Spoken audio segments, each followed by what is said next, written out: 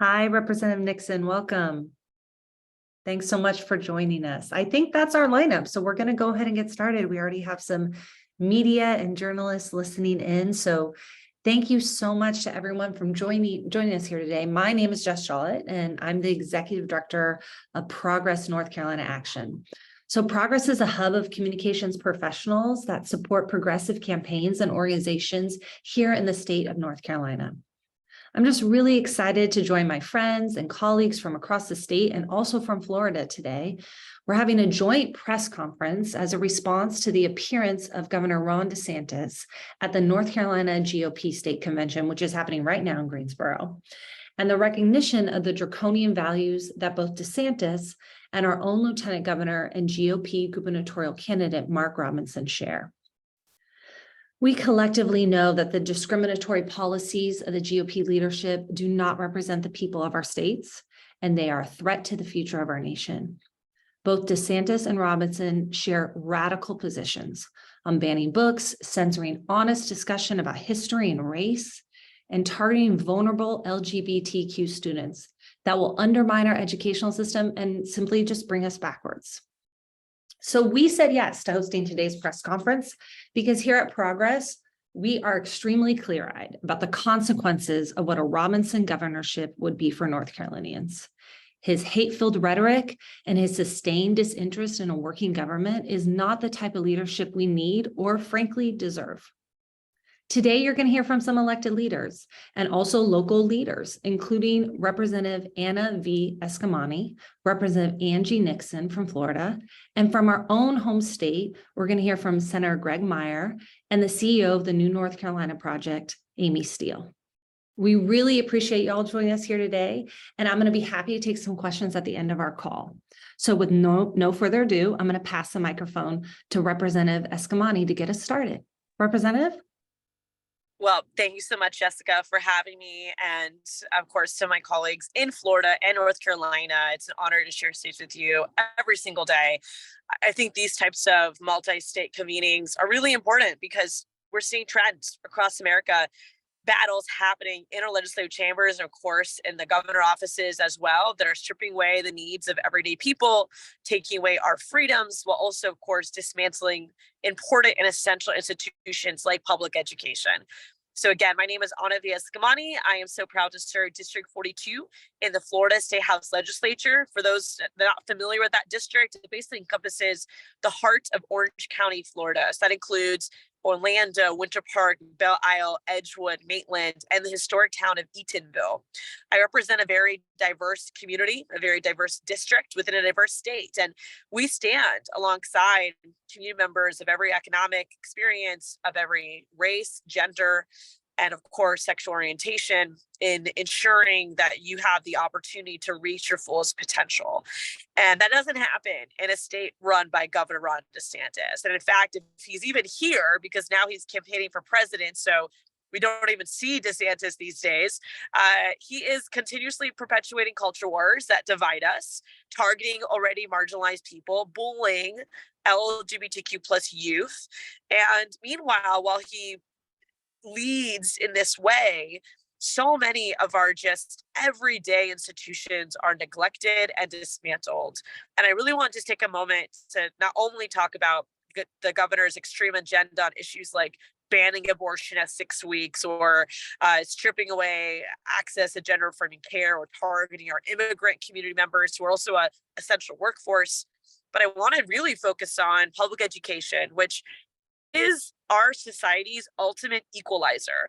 You know, I'm a public school grad, K-12. I went to the University of Central Florida, and we are experiencing major privatization of public schools in Florida, and also book banning alongside suffocating our educators. So they don't want to stay and work in Florida anymore because of how politicized public education has become. To highlight how this does not just impact the K-12 environment, I'm going to reference New College as an example. New College is one of our public universities in Florida that has gone through a hostile conservative takeover by Governor DeSantis and his lackeys. And they've inserted not just unqualified individuals to lead these institutions, but they've inserted grifters, people who have who have continuously privatized public education while they make money along the way.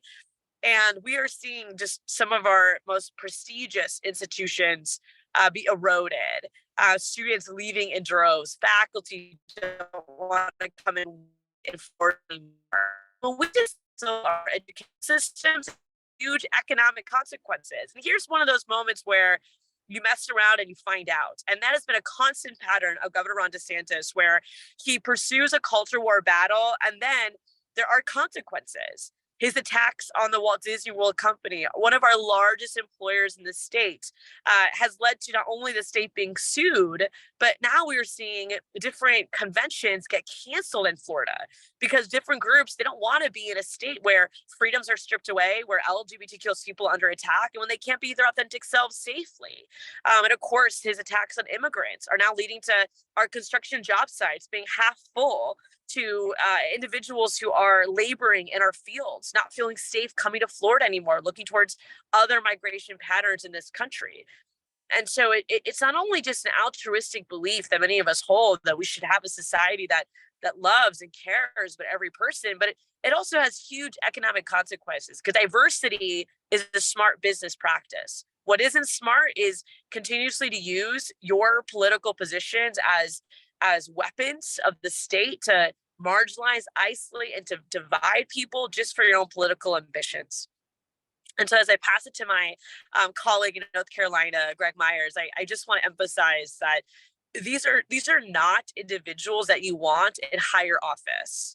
And this extremism is being rejected by the American people. And I feel confident it will be rejected in Florida as well. You know, we're seeing many Republicans that are turning towards progress and away from divisiveness, who don't support things like a 6-week abortion ban or interfering in LGBTQ plus healthcare, or don't agree with the targeting of workers in the context of the demonization of immigrants, who don't like the fact that we're spending millions of dollars on litigation, unconstitutional laws, and at the same time trafficking immigrants to other states. And so we stand together in solidarity on a more prosperous community, on a more prosperous nation, one that is focused on solving problems, not creating problems. And with that, I'll pass it to my colleague in North Carolina. Thank you, Representative Eskamani, and I agree with you that Republican leaders like Mark Robinson and Ron DeSantis are taking us farther and farther away from what most people in North Carolina, Florida, and all over the United States are willing to tolerate. And we need to put a stop to that and make sure that we're taking care of our communities. I entered politics 10 years ago after spending my career working in North Carolina's public schools. And I care deeply still about what happens in those public schools because I've got one kid who's made it all the way through them and 5 more who still depend on our public schools every day. And so I'm in the North Carolina General Assembly and representing Senate District 23, trying to make sure that we continue to love and protect our public schools and the children that they serve. Meanwhile, you have folks like Mark Robinson and Ron DeSantis who are using schools to divide us, using schools as a political weapon in a way that fundamentally breaks the compact we have that public education is where we come together, that public education is where we learn to be Americans, where we learn how to live up to the ideals of this country, and where we prepare children for our world, both to be ready to make a living and take care of their families and to contribute to a healthy and functioning democracy. But what Mark Robinson and Ron DeSantis want to do by pushing book bans and whitewashing history is they want to use those schools as a weapon for division, and they're hurting our public education in a way that ultimately will hurt all of us. Here in North Carolina, we currently have a 5,000 teacher shortage, 5,000 teachers. That's kids in every school district in the state who don't have a certified teacher in front of them every day. Every school district that I talk to, every principal is begging for mental health resources. We have over $8 billion in school construction needs. Parents are having to scramble on an average morning to figure out how to get their kids to school because we don't have enough bus drivers, because our pay for bus drivers and even for teachers hasn't kept up with market pay for professionals like garbage truck drivers, who make more on average than both our bus drivers and our teachers. And Our parents are more worried about their children's safety in school from gun violence than they are from any threats posed by books. Simply put, if you ask parents in North Carolina, in Florida, or elsewhere, what do they want in schools? They will tell you they want more books and fewer guns, because that's what our children need to succeed. And we as people need to remember that it is our shared interest to come together through public schools, to love and protect those schools and the children in them for the betterment of our entire democracy. That is a fundamental purpose of government, and we should never trust any leader who's trying to break that compact for their own political gain. I'd now like to pass it over to Representative Angie Nixon from Florida to talk more about what's been learned from Governor DeSantis's failures there. Hi, everyone. Thank you, Senator Meyer. I'm State Representative Angie Nixon in Florida House District 13. I've been a community organizer and an advocate for public education for over 12 years in the state of Florida. Over the past few years, we've witnessed countless attacks on our public education system in Florida, with Republican Governor Ron DeSantis leading the charge. As not only a state rep, but a mother of 5 children, I am appalled by the current state of our education system here in Florida. Instead of working to ensure that Florida, the 3rd largest state in the country, has fully resourced public schools, quality educators, and well-funded mental health programs, we instead have a governor who is so hell-bent on ending public education as we know it. DeSantis has led the charge to defund public districts that dare to keep our children safe by implementing mask mandates when he was issuing mask bans to appease his political base during the COVID pandemic. We're currently facing a mass exodus of educators and over 8,000 shortage, including paraprofessionals and support staff, because of the divisive rhetoric, the culture wars, and overall false narrative he's spreading regarding what our educators are teaching our children. Look, Governor DeSantis is banning books, the teaching of true history, and so much more. Not to mention the fact that he has now signed into law HB1, a bill that they disguise as school choice, but as some experts state, will gut the public education system as we know it. This bill, modeled after bills in Arizona and New Hampshire, will now allow billionaires and millionaires, y'all heard me right, billionaires and millionaires to take nearly $10,000 a year from public schools to pay for their child to attend private corporate schools. And that ain't right. Which are allowed, these schools are often allowed to discriminate against students. They hire uncertified teachers, and they're not required to take the same standardized tests that our students in public schools have to take. Please tell me, where is the parity? That is not even the worst of it all. The 2 states this bill was modeled after, Arizona and New Hampshire, their costs exceeded their projections by 1,500% in Arizona, and 6,000% in New Hampshire. The governor states that this bill in Florida is only expected to cost a few $100 million. Well, the Florida Policy Institute estimates the true cost will be $4 billion. Talk about a blow to public education. Now let's discuss higher education in our state of Florida. Governor DeSantis seems to love hostile takeovers. He's removed school board members that didn't align with his ideology. He's removed a state attorney that didn't comply with his ideology. And now he's taking over colleges and universities by stacking their boards with close allies, trying to stump out things like diversity, equity, and inclusion. He pushed a bill last year that even hides the identity of candidates applying for college presidents' positions. And now we have former state electeds and current state electeds that are the governor's allies serving or about to serve in these roles. Not only that, but he's also pushed legislation banning DEI courses, as State Rep. Eskamani stated earlier, gender studies, African American studies, and intersectionality. He's made massive changes to tenure review. Schools can't use funds on DEI programs or programs that support social justice. Look, these incessant attacks are not only attacks on our academic freedoms, but there are attacks on our freedom to live in our state. DeSantis is trying to control how the populace thinks and lives their lives. And now he's gallivanting across the country when instead he should be worried about the fact that working families can no longer afford Florida and they are underwater, both figuratively and literally, i.e. when South Florida was underwater due to record-setting flooding, but Governor DeSantis was in Iowa pandering for votes. Lord only knows what's going to happen this hurricane season. This is not the type of governance you should want in your state. Every day I have folks reaching out to me about the fear they have living in our state, actual fear that they will be attacked or starved or left out in the cold or heat without a roof over their head. Like I have warned and will continue to warn Americans, I will now warn those in North Carolina. North Carolina, you are in danger, girl. DeSantis and Mark Robinson are not what you want. And next, I would like to kick it over to Ms. Aimy Steele, who's the CEO of New North Carolina Actions First.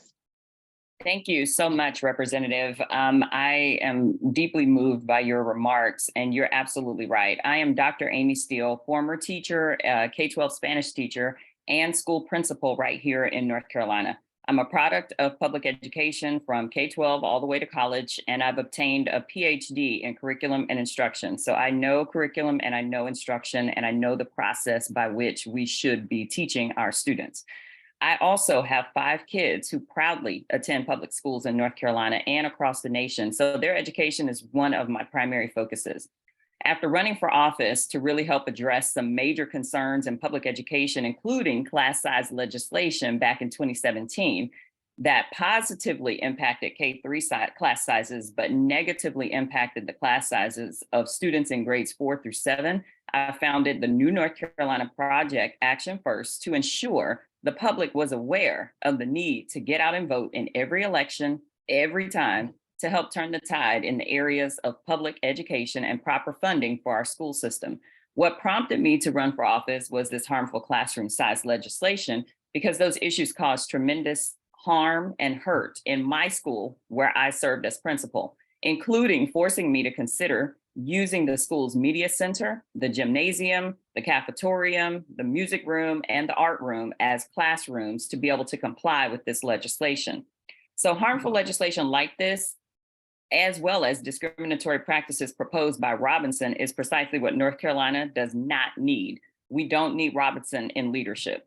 The Republican budget drains funding for public schools.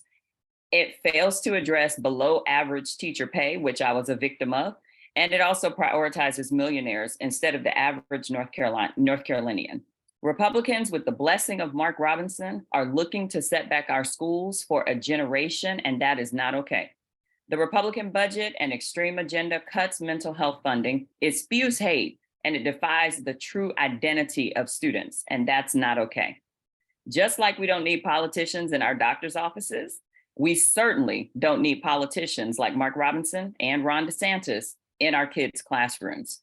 Robinson's leadership would exacerbate our teacher pipeline issue and lead to a lack of quality teachers as they continue getting attacked in classes, having disproportionate amounts of grievances filed against them daily by extreme hate groups and other things prompting these great teachers to leave the profession. Robinson's lack of understanding of how teaching and schools actually work is astounding. Teachers need to be trusted to work with parents and not against them as they work to provide the best quality education for their children. From a discriminatory perspective, I can say that cruel and unusual policies proposed by Republicans like DeSantis and Mark Robinson are really causing more and more students and teachers to be centered as the victims of discrimination, of hate crimes, of school mass shootings, and harmful daily practices, leading students, especially racially diverse students and students who identify as LGBTQIA+, to consider self-harm and really not even see themselves represented in society or in their schools.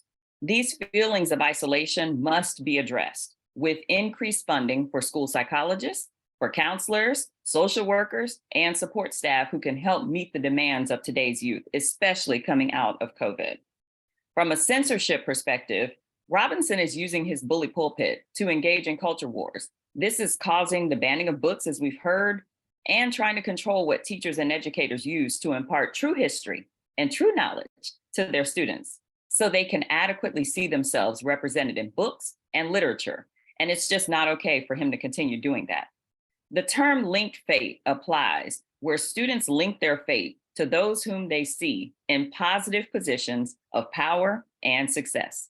As a former teacher, I relied on a variety of resources and of examples of leadership to be able to teach my students Spanish, so that my students could develop a thirst for knowledge, a quest for truth, and an overall thorough understanding of the subject matter.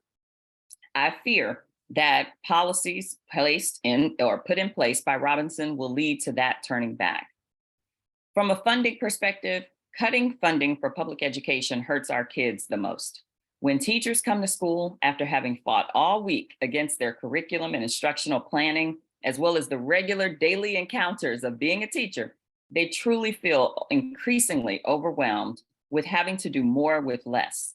With proper funding, as Robinson specifically encouraged the cutting of public education funding to make room for vouchers in private schools and parochial schools, without that proper funding, I fear that our education as it stands is just not going to be sustainable. We can't keep milking the system.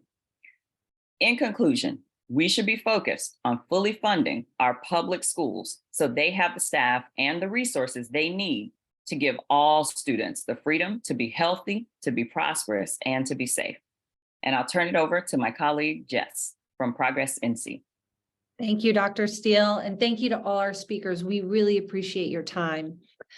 For those attending our webinar today, if you have a question, we'll take a few minutes to see that. You simply need to press the Q&A button at the bottom of the Zoom screen, and the question will come up on my end. Just give folks a moment to see if they do.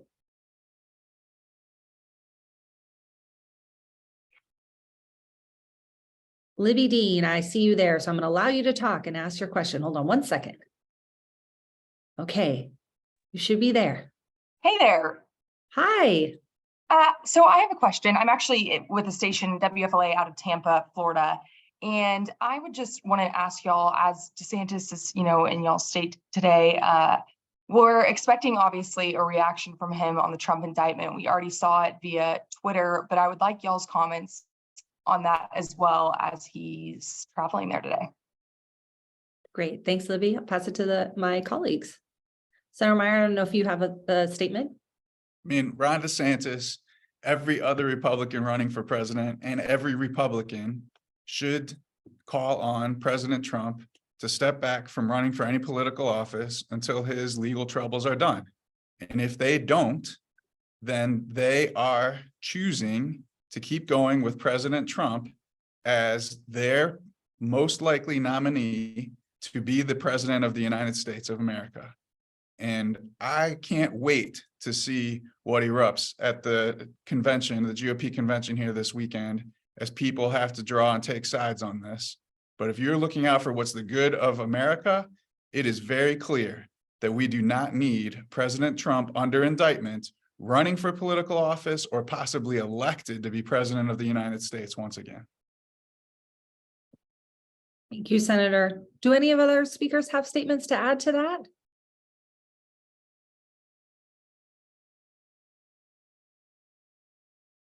Okay. Hey, it's Villas Gamani. I'm driving, but I mean, I just want to echo that, but also, I mean, it's the extremism on the right and just the absurdity of it all is historic, really. I mean, this is the first former president ever to face these types of criminal charges, or any criminal charges for that matter, and the fact that he's a front runner, I think it just speaks to the extremism that many of our Republican colleagues are trying to cultivate, and we don't need that in our states. We don't need that in this country, and so it's why we see so many Republican everyday people turning away from their party and looking towards other options, because it really is isolating them. And for a party that perpetuates law and order, they seem to know a lot about lawlessness. I mean, whether it's Congressman George Santos, or in this case, former President Trump. Thank you, Representative. Any other questions from the media?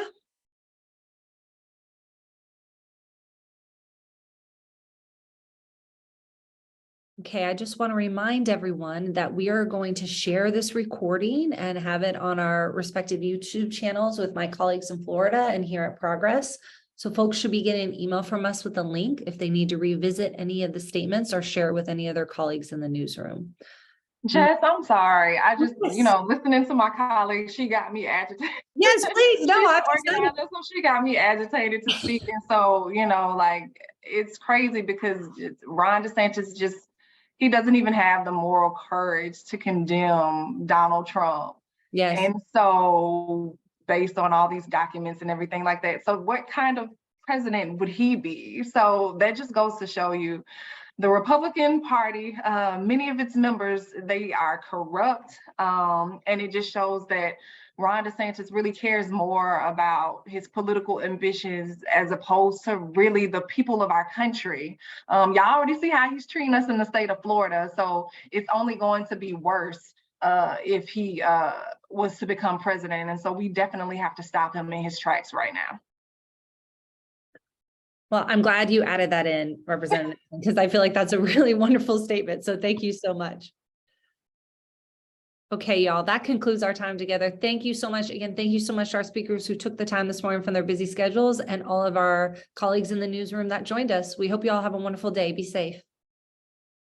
Thank you. Bye, y'all. Thanks. Bye.